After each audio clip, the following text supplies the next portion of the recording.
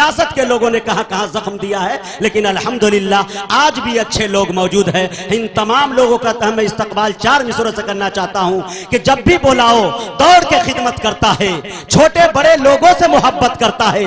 अरे तुम तो इन कुर्सी पे हुकूमत करते हो, भाई हमारा दिल पे हुकूमत करता है। ये वो लोग हैं मेरे दोस्तों। आइए डॉक्टर साहब को बिला किसी तमहीद और ताखीर के मैं गुजारिश कर रहा हूं कि डॉक्टर शकील साहब तशरीफ लाए और अपनी कीमती अल्फाज से, चंद मशवरे से, अच्छी वाकया से हमें नवाज कर और जो हालात है मुल्क के उस पर थोड़ा सा तबसरा करके हम तमाम लोगों को महसूस करें। इस शेर के साथ उनका इस्तकबाल है कि रुदाद मेरे गम की ता हश्र लिखी जाए, शीशे की कहानी है पत्थर पे लिखी जाए, फिर देखना मक्तल में सन्नाटा नहीं होगा। अरे जो बात हकीकत है वो बात कही जाए। बहुत शुक्रिया मुजाहिद साहब, आपकी आवाज सुन के तो एक मिसरा याद आता है कि शोला सा लपक जाए है, आवाज तो देखो वाकई। और अच्छा लगता है। पास के पुपरी के रहने वाले हैं, सीओ साहब ने अभी तफसील से तारुफ कराया। मुशायरे की सदर कर रहे बुजुर्ग शायर अब्दुल रहमान साहब, मतलूब रहमान साहब, हमारी मुकामी एमएलए भावना झा जी, शब्बीर साहब हरलाखी के हमारे उम्मीदवार थे कांग्रेस के, मेराज साहब, जुबैर साहब, और स्टेज पे जलवा अफरोज मिल्लत के अकाबरीन मोअज़्ज़िज़ शोरा कराम। मैं मुकामी होने की हैसियत से जो कुर्ब जवार के लोग आए हैं और जो उत्तर प्रदेश से या मधुबनी दरभंगा के बाहर से शोरा इकराम आए हैं, मैं उनका इस्तकबाल करता हूँ। नातिया मुशायरा जाहिर है कि मजहबी रुझान का होता है और लोग मजहबी बातें सुनना चाहते हैं, मजहबी कलाम सुनना चाहते हैं। मजहब, ठीक कहा भावना झा जी ने, मजहब को लोगों ने समझा नहीं। मजहब आपसी भाईचारा सिखाता है, और ठीक कहा भावना झा जी ने कि मजहब नहीं सिखाता। अल्लामा इकबाल का कि नज्म का बैक बंद है कि मजहब नहीं सिखाता आपस में बैर रखना, हिंदी है हम वतन है हिंदुस्तान हमारा। ये सही है। और इस मुल्क की तारीख में अगर किसी एक मजहब को हम अलग कर देते हैं तो शायद उस मुल्क की तारीख नहीं पूरी होगी। अंग्रेजों ने जब इस मुल्क पर अपना कब्जा किया और हुकूमत की, तो उन्होंने सबसे ज्यादा जुल्म इस मुल्क के मुसलमानों पे किया। इसमें कोई चौंकने की बात नहीं है। ये मैं मुस्लिम हूं इसलिए नहीं कह रहा हूं।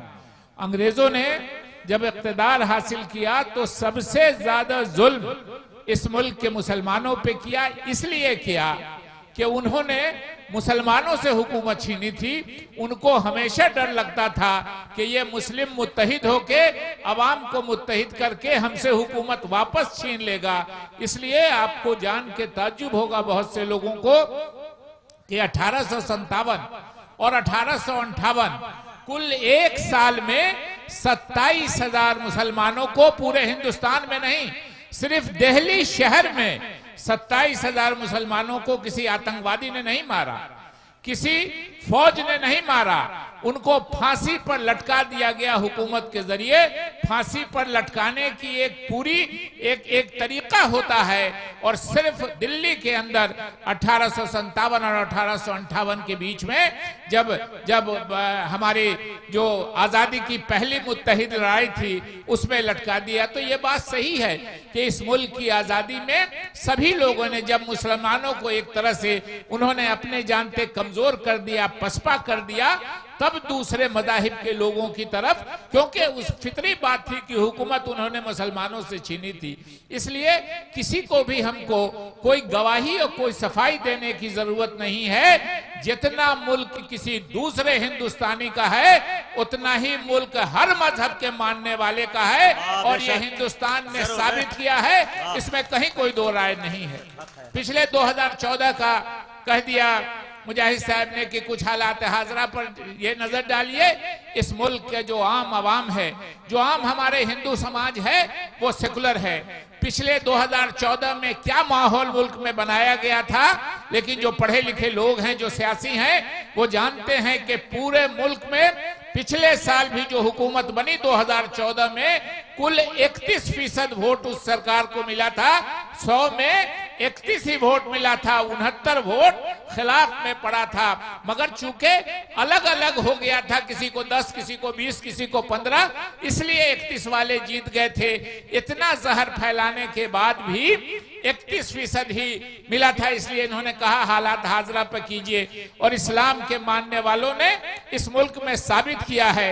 अफसोस लगता है, मैं इस्लाम का मानने वाला हूं।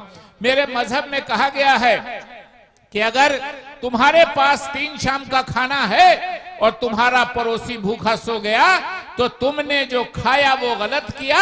और पड़ोसी कहा गया है, न हिंदू कहा गया है, न मुस्लिम कहा गया है, न सिख कहा गया है, न ईसाई कहा गया है, न जैन और न बौद्ध कहा गया है।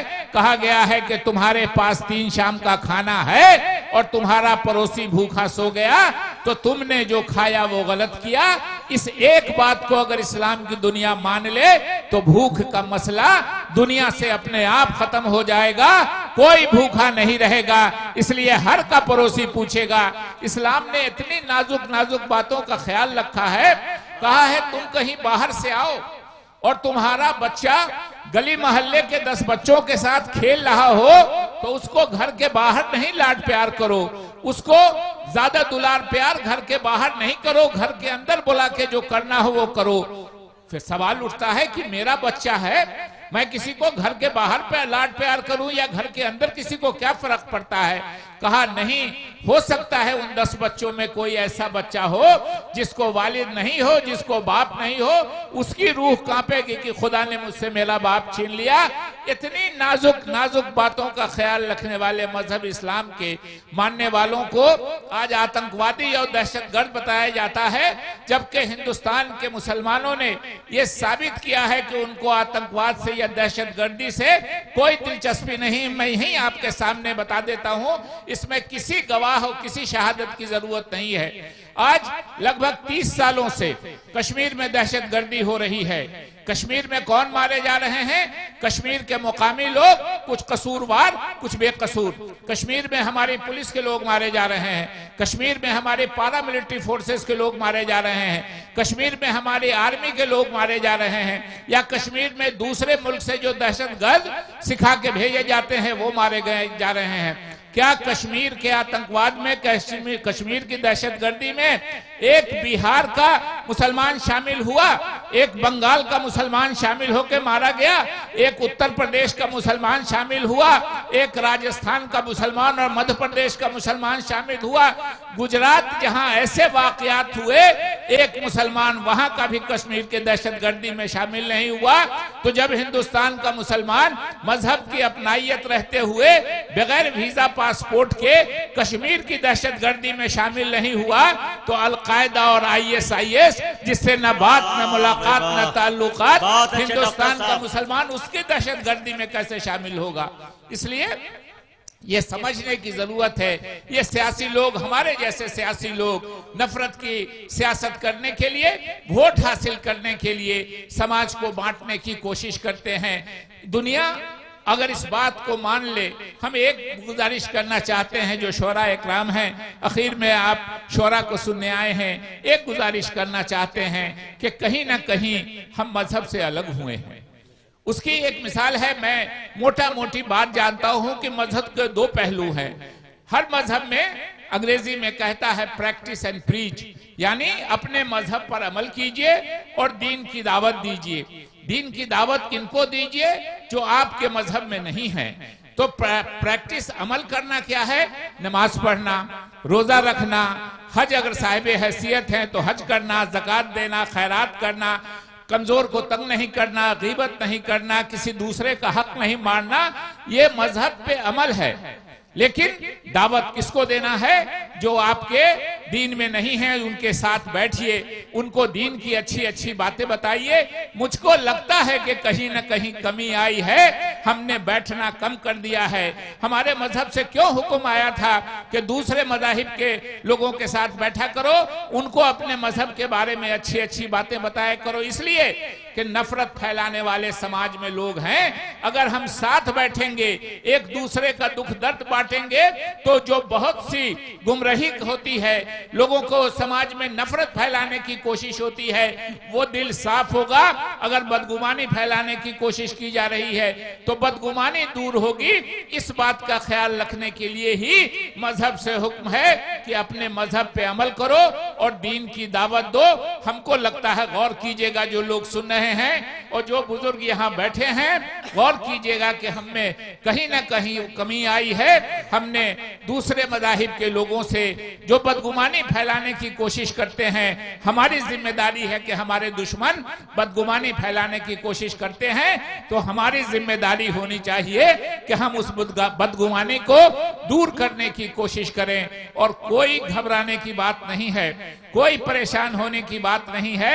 आजकल जैसे लोग परेशान होते हैं कि बहुत, कोई परेशान होने की जरूरत नहीं है। आप सही रास्ते पे चलिए, आपको किसी से हिब्बुल वतनी की सर्टिफिकेट की जरूरत नहीं है। इस मुल्क को बनाने में, इस मुल्क की तरक्की में, इस मुल्क को बचा के रखने में हम अपनी पसंद से ये मुल्क छोड़ के नहीं गए हैं। हमको मजबूरी नहीं थी इस मुल्क में रहने की, लेकिन हमने हिंदुस्तान से मोहब्बत की और हम इस मुल्क में रहे।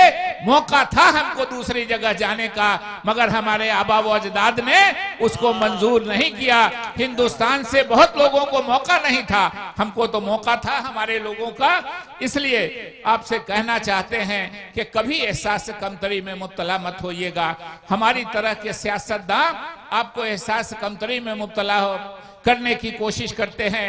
आप मेरे पास आए, आपका काम हो गया तो मैं कहता हूं कि मैंने, शकील अहमद ने आपका काम करवा दिया।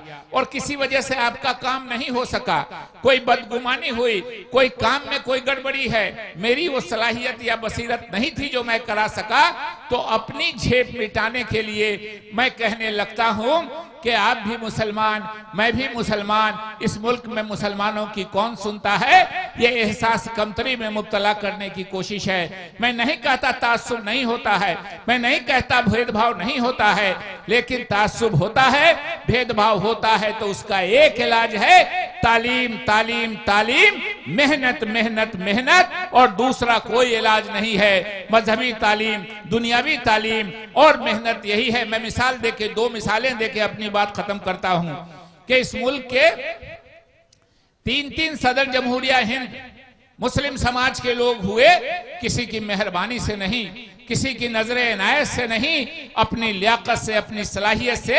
अगर वो भी घर में बैठे रह जाते कि इस मुल्क में मुसलमानों की कौन सुनता है, तो क्या वो मुकाम हासिल कर पाते जो उन्होंने हासिल किया। इस मुल्क का सबसे बड़ा इम्तहान सियासत के बाद, सियासत का इम्तहान मैं सबसे बड़ा इसलिए मानता हूं कि IAS IPS एक बार हो जाता है तो जिंदगी भर IAS IPS होता है। CO साहब अब तरक्की ही करते चले जाएंगे, लेकिन हम लोगों को हर 5 साल पर इम्तहान देना पड़ता है और कभी कभी तो 5 साल से पहले हो जाता है। मैं एक ही साल में मैं पार्लियामेंट का मेंबर से मेरी एक बार की मेंबरी चली गई, एक ही साल में पार्लियामेंट भंग हो गया, डिसॉल्व हो गया। तो मैं कह रहा था कि जो लोग भी IAS IPS के इम्तहान में, मैं कंपीट करने वालों की बात नहीं करता हूं, मैं टॉप करने वालों की बात करता हूं। उत्तर प्रदेश के जावेद उस्मानी, अभी जो होम कमिश्नर हैं बिहार के आमिर सुबहानी, लड़कियों में शहला निगार, हमारे फैसल, ये सब पूरे IAS के इम्तहान में पूरे मुल्क में टॉप करने वाले थे। किसी की टॉप किया उन्होंने, किसी की मेहरबानी से नहीं, किसी की नजरे इनायत से नहीं, अपनी लगन से, अपनी सलाहियत से, अपनी मेहनत से, अपने वालिदैन की दुआओं से और ऊपर वाले की मेहरबानी से, लेकिन अपनी मेहनत और लगन से उन्होंने किया। अब आ जाइए, सियासत के मैदान में मैंने बात कर ली, तालीम के मैदान में बात कर ली, अब खेल के मैदान में आइए। खेल में 4-5-6 खेल हिंदुस्तान में बहुत मकबूल है। एक ही वक्त में क्रिकेट का कैप्टन होता है मोहम्मद अजहरुद्दीन, फुटबॉल का कैप्टन होता है मोहम्मद नईमुद्दीन, हॉकी का कैप्टन होता है जफर इकबाल, टेनिस का कैप्टन होता है अख्तर अली, टेबल टेनिस का कैप्टन होता है मीर कासिम अली, बैडमिंटन का कैप्टन होता है सैयद मोदी। किसी की मेहरबानी से नहीं, किसी की नजरे इनायत से नहीं, अपनी मेहनत से, अपनी सलाहियत से। इसलिए अपना कोशिश करना हमारा काम है, आईन ने हमको हक दिया है। इसलिए छोटी छोटी बातों से दिल शिकनी नहीं होनी चाहिए, सोच समझ के ठंडे दिमाग से कोशिश करनी चाहिए। और एक बात कह के अपनी बात खत्म करूंगा कि जब भी हम माइक पे बोलते हैं तो ये मजहब से हुक्म है हमारे कि हम ऐसी कोई बात ना बोलें जिससे लोगों की दिल शिकनी हो, लोगों के दिल में हमारे खिलाफ नफरत हो। इस्लाम तो दरमियाना रवी का मजहब है, इस्लाम तो बिरादरे वतन को और सबों को साथ लेके चलने की कोशिश करता है। इसलिए मैं एक बार फिर इस पाक और साफ महफिल को आरास्ता करने के लिए मेराज साहब को, जुबैर साहब को, मकिया के तमाम बाशिंदगान को और जो अगल बगल से लोग आए हैं, पास पड़ोस के सीतामढ़ी से भी कुछ लोग आए हैं, मैं उनका इस्तकबाल करता हूं मधुबनी के बाशिंदा होने की हैसियत से। और जो मुंतजमीन हैं उनको मुबारकबाद देता हूं कि उन्होंने एक नेक और पाक साफ महफिल आरास्ता की है। मजहब मोहब्बत का पैगाम देता है, मजहब नफरत का पैगाम नहीं देता है। और मोहब्बत के नाम पर, मजहब के नाम पे जो नफरत फैलाते हैं वो कभी मोहब्बत नहीं कर सकते हैं और कभी मजहबी नहीं हो सकते हैं। हिंदी में एक बात कह के खत्म करूंगा, एक बड़ी पुरानी कहावत है, आप सब समझते हैं उतनी हिंदी, कि जो इंसान मजहबी होगा वो कभी सांप्रदायिक नहीं होगा, और जो सांप्रदायिक होगा वो कभी मजहबी नहीं होगा, वो कभी मजहबी नहीं हो सकता है। और सीओ साहब ने एक लाइन कहा था, मैं आपके समझाने के लिए उस लाइन का ट्रांसलेशन करता हूं कि जहां न जाए रवि वहां जाए कवि। सूरज की रोशनी को, सूरज को रवि बोलते हैं, तो सीओ साहब ने कहा कि जहां सूरज की रोशनी नहीं जाती है वहां कवि और शायर का दिमाग जाता है। इसलिए ये समझाने के लिए उन्होंने कहा था। सीओ साहब ने बड़ी अच्छी बातें कही। अगर एडमिनिस्ट्रेशन में ऐसे लोग आए और अपनी जिम्मेदारी निष्पक्ष तरीके से निभाएं तो हमारे समाज में कोई खलफशार नहीं होगा। मैं उनको धन्यवाद देता हूं, बधाई देता हूं। स्थानीय जो यहाँ की विधायक हैं भावना झा जी, जिन्होंने यहाँ के लिए मुझको दावत दी कि हमारे असेंबली कंस्टिट्यूएंसी में मकिया गांव में एक नातिया मुशायरा है, आप चलिए। उन्हीं की दावत पे और फिर जुबैर साहब और लोगों ने भी दावत दी थी। मैं यहाँ आया हूँ, मुझे यहाँ मदऊ करने के लिए, अपनी कुछ बातें कहने के लिए, ये इज्जत अफजाई के लिए मैं तहे दिल से मुंतजमीन का शुक्रिया अदा करता हूँ। बहुत बहुत शुक्रिया। खुदा हाफिज। मुअज़्ज़ज़ सामईन, डॉक्टर साहब बड़ी कीमती बातें कह के आपसे रुखसत हुए।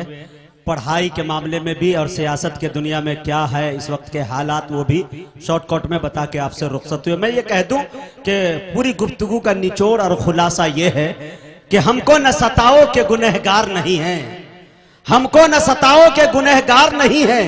ये किसने कहा तुमसे कि वफादार नहीं हैं? जब देश ने मांगा है लहू हमने दिया है, हम फख्रे वतन है, कोई गद्दार नहीं है। माशाअल्लाह। तो आइए, बहुत बहुत शुक्रिया कि आप तमाम सियासी रहनुमाओं का हम शुक्रिया अदा करते हैं। अब भाई मेराज साहब को मुबारकबाद पेश करते हैं कि आपने नाते रसूल की महफिल सजाई और दूर दराज से उलमा शोरा कराम को आपने बुलाया और उस शायर को बुलाया मेरे दोस्तों, जिनको बुलाने के लिए काफ़ी मेहनतें हुआ करती है। यकीनन जनाब हज़रत मौलाना मतलुबुर रहमान साहब की मौजूदगी में अपनी ज़िंदगी का माइक का सफ़र मैं सबसे पहले कह सकता हूँ बाखुदा कि जो मैंने सफ़र यूँ किया माइक पकड़ के, तो मौलाना मतलूब साहब की नक्काली करके किया है, जो कि तकरीर करता था, हजरत काली गोरी का मुनाजरा करते थे, तो हम भी वो पढ़कर तालिब इल्म ज़माने में वो करते करते यहाँ तक आए। आज हमारे सरपरस्त यहाँ बैठे, एक पर एक शायर है, सियासी रहनुमा इंशाल्लाह हमारे चले जाएंगे थोड़ी देर में, लेकिन मुशायरे को आप बाज़ाब्ता आगाज किया जाए। लेकिन जी इंशाल्लाह एक अच्छे शायर को मैं यही चाहता हूँ, मेराज साहब का भी हुक्म हुआ है कि बुला दूं। मेराज भाई कहाँ गए?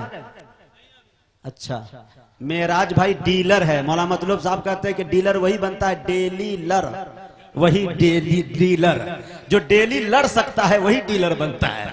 हजरत का भी एक मत जवाब ही नहीं है, समझ है। एक दफा जा रहे थे सड़क के किनारे, तो देखा कि बैल जो है पेशाब करते हुए जा रहा है, तो कहा मुजाहिद साहब ये बड़की ABCD लिखी है कि छोटकी ABCD है, ये बताइए। तो हजरत का क्या कहना। खैर बड़ी अच्छी बातें मादरी जबान में बड़े सहल के साथ दूसरों तक पहुंचा देते हैं, ये भी बहुत बड़ी खूबी है।